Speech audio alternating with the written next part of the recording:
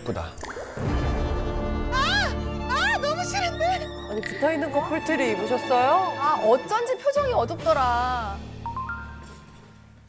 저는 산부인과 전문이고 개업한 지 한 30년 됐고 우리 혜성쌤으로 소개해드릴 것 같으면 혜성쌤은 뭔가 이렇게 성적 고민을 되게 유쾌하게 잘 풀어주시는 선생님이에요. 아 너무 재밌겠다. 하루에 100명의 환자를 보는데 공부를 해보면 굉장히 흔한 질환이에요. 그래서 이 상태로 치료 안 하고 놔두면 이혼율이 50%가 넘을 수 있다. 이혼하는 사람들이 거의 대부분 뭐 7, 80% 성격 차이 얘기하거든요. 산부인과 쪽으로 봤을 때는 성적 차이예요. 근데 그 성적 차이에 한 40%에서 50%가 성욕 차이예요. 성욕 차이가 진짜 중요한 것 같아요. 맞아, 저것도 레벨이 서로가 맞아야 돼. 우리가 어렸을 때 옛날에 봤을 때 무슨 궁합이 어쩌니 뭐 사주가 어쩌니 막 그러잖아요. 근데 실은 제가 생각할 때 궁합은 성욕이 굉장히 중요한 역할을 해요. 일단 우리가 부가 서로가 얼마나 아는지 19금 이구동성 게임을 한번 해볼 건데 너무 민망할 것 같은데 괜찮아요? 아니 그리고 이제 그게 맞는지 확인하는 거예요. 서로 맞는지.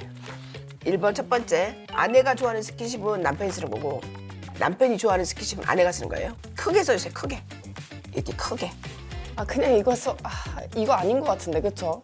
아니 그거 좋아할 것 같은데. 뭐라고 쓸 거야? 하나, 둘, 셋. 어디? 아내가 좋아하는 스킨십 뭔가요? 손 잡는 거 좋아합니다. 어떤가요? 아 저 앉는 거 좋아하는데요. 나 손 잡는 거 별로 안 좋아. 손에 땀 많아가지고. 남편이 좋아하는 스킨십은? 부부관계, 성관계 하는 거 좋아합니다. 그럼 맞았어요.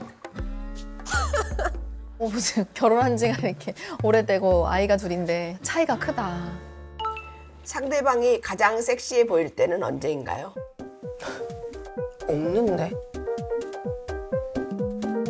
없으라고 쓰세요. 진짜 싫다. 솔직하게 해야지. 하나, 둘, 셋. 화났을 때. 응? 진짜요?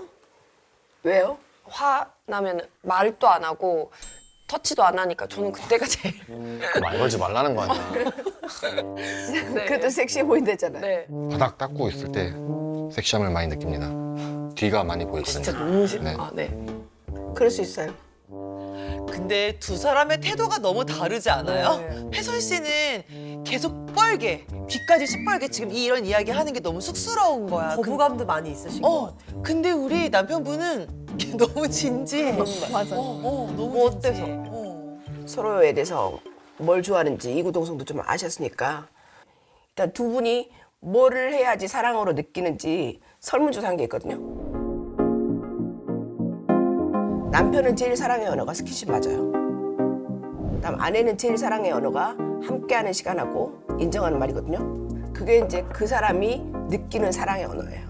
사랑의 언어가 좀 다를 뿐이야. 근데 남성분들 이거 설문조사 해보면 거의 8, 90%첫 번째 사랑의 언어가 스킨십이에요. 스킨십이 사랑의 언어인 사람은 스킨십이 없으면 아무것도 자기가 사랑받는다고 느낄 수가 없어요. 그러니까 강일 씨도 너무 안 됐어요. 이 성욕이라는 게 욕망이라는 거지. 식욕과 성욕은. 욕망은 채워지지 않으면 뭔가를 채우려고 해요. 계속 머릿속에 그걸 채우려고 해. 신이 그렇게 그냥 디자인했대요. 남자의 성욕은 그렇게. 아까 말씀하신 것처럼 성욕, 욕망이 많아서 자제하기가 좀 힘든 것 같아요. 이게 하루 이틀도 아니고 한 달 이렇게 참아버리면은 옆으로 지나가면서 숨소리만 들어도 되게 좀 힘들거든요. 왜 이렇게 불행해 보이냐, 강일 씨. 행복하지 않아 보여요. 왜 이렇게. 행복하지가 않죠 지금. 너무 참고 있으니까. 신랑은 성욕이 계속 많잖아요. 근데 저 같은 경우에 성욕이 왜 이렇게 떨어지는지 저도 모르겠는 거예요. 여자들이 생각보다 뭘 모르냐면 남자의 성욕이 진짜로 얼마큼 강한지 여자는 잘 몰라요. 제가 남성 호르몬 주사를 한번 맞아봤어요. 남성 호르몬 주사를 맞았다고요? 성욕을 올릴 때 테스토스테론이 좋다고 얘기를 하거든요. 한번 맞아봤어. 깜짝 놀랐어. 발정난 개처럼 남자들 다 섹시해 보여. 어머. 와. 아, 이런 마음을 갖고 남자들이 평생 살면 진짜로 측은지심이 좀 생겨요. 근데 거의 대부분의 애를 키우는 엄마들이 그걸 잘 모른다는 거죠. 거의 대부분 결혼하면 여자들은 뇌가 어떻게 바뀌냐면 여자에 대해서 엄마에 대해 바뀌어요. 아이를 잘 키울 수 있는 모든 호르몬 상태가 돼요.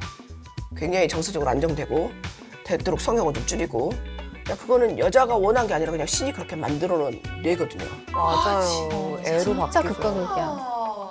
그래서 어쨌든 두 사람의 성욕의 차이는 진짜 있는 것 같아요. 하나는 너무 높고 하나는 너무 낮고.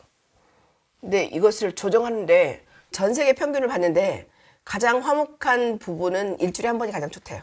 본인이 원하는 관계 횟수는 예를 들어 한 달에 몇 번 정도인가요? 원하는 만큼 하루에 2번요. 아침. 60번? 너무 과하죠. 아유, 저 너무 과해요, 진짜.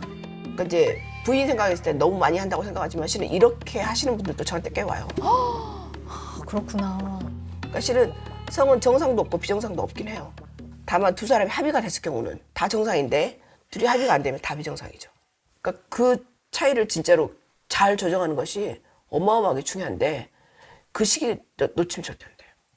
이제 부인이 서운할 일이 생길 수도 있어요. 그러니까 새로운 파트너가 생겨버리거나 새로운 취미가 생겨버리거나 새로운 테스토스테론을 쓸 수 있는 어떤 여가 생활이나 뭐가 생겨버리면 이제 집에 안 돌아와 버릴 수도 있거든요. 오, 진짜. 아, 여기 와서 그런 사례들을 듣고 진짜 한 5년만 지나도 아, 그럴 수도 있겠다라는 생각이 오늘 들긴 했었어요. 여기 와서. 아, 심각하구나 이런 거. 아, 저도 스킨십을 싫어하진 않는데 그 스킨십을 하게 되면은 그 관계까지 가고 싶어 하고 저는 그냥 손만 잡고 싶은 건데 그게 조금 다른 것 같아요. 스킨십을 이렇게 좋아하는데 왜 성관계는 싫어할까? 나쁜 습관이 하나 있어요. 찝쩍거려요. 찝쩍거려요. 되게 불편해, 강이랑. 그럼 뭐 어떻게 됐으면 좋겠는데. 너무 밀착돼 있어. 맞아요. 어느 누가 좋아해요. 이제 그게 목적이 스킨십은 알겠는데 찝쩍거리는 거 여자를 진짜 싫어해요. 그러니까 그거를 자제하시면 찝쩍거린다는 게 너무 재밌다. 부부관계에서. 너 나한테 찝쩍대? 막 이런. 나한테 찝쩍대지 마. 이런 거 되게 오랜만에. 찝쩍거리는 거.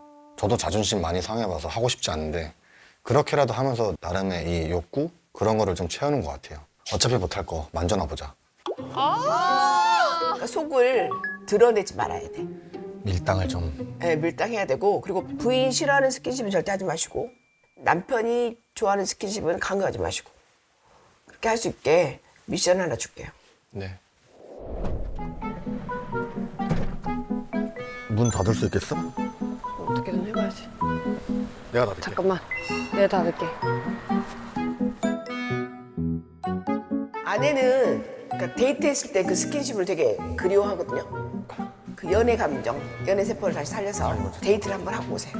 아, 그러니까 이 후드티를 입으면 혜선 씨는 스킨십을 조금이라도 해야 돼. 어쩔 수 없이 닿아 어쩔 수 있으니까. 없이. 하지만 우리 강희 씨는 반대로 너무 닿아 있는데 이걸 참는 노력을 해야 돼. 서로 약간 다른 방향의 노력을 해야 되는 미션인 거네요. 맞아요. 근데 저 후드티는 정말 입기 싫어요. 되게 불편하네.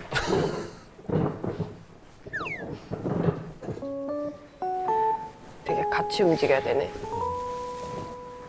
야, 우리 이런 신기한 옷도 입었는데 한 손이라서 그런가? 이게 오히려 붙어 있으니까 자기가 오히려 나를 더 안 건드는 것 같아. 그렇지 않냐? 근데 아까 얘기해 주셨잖아. 찝쩍거리지 말라고. 그게 다 역효과라고 하니까 안 해야지. 근데 강일 씨 진짜 착해요. 저 말도 잘 듣고. 근데 찝쩍거린다는 말은 본인도 상처였을 것 같아요. 그러고 싶진 않을 것 같아요, 네, 본인도. 그냥 붙어 있고 싶었을 네네. 뿐인데.